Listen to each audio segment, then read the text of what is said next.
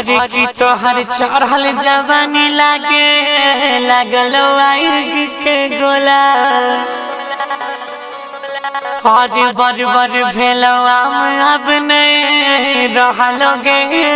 टिकोला आगे चोली में परफ्यूम लगाइले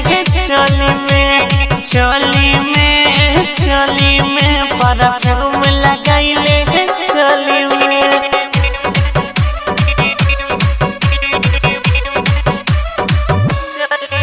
आगे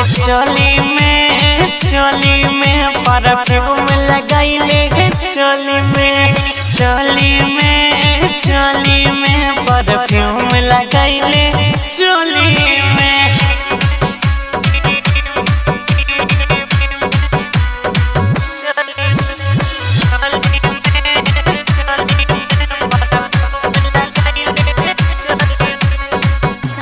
डीजे विकास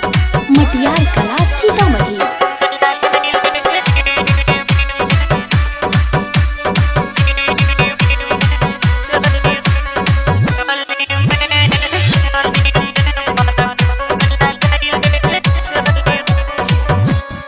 आगे देखी तोरा छोरा सब करे लगते अपने में मर गे आगे चला भीजे बजरिया रोजे हैते फायर गे आगे चोली में परफ्यूम लगाइले चोली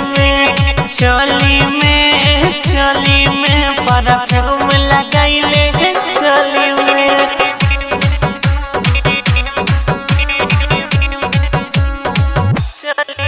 आगे चोली में परफ्यूम लगाइले चोली में परफ्यूम लगाइले चोली में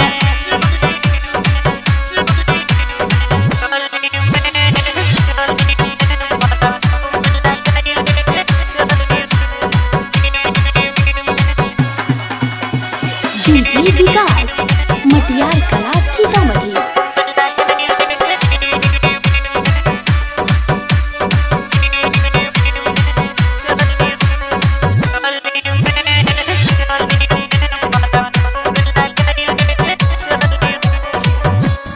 आगे डीजे वाला छोरा कहो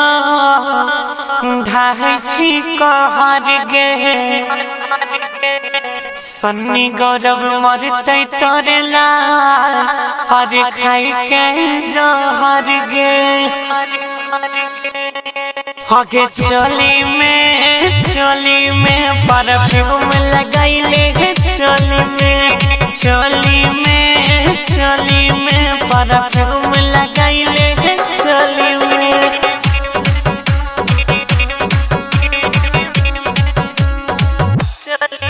आगे चोली में परफ्यूम लगाइले चोली में परफ्यूम लगाइले चोली में। Recording by Honey Star Delhi.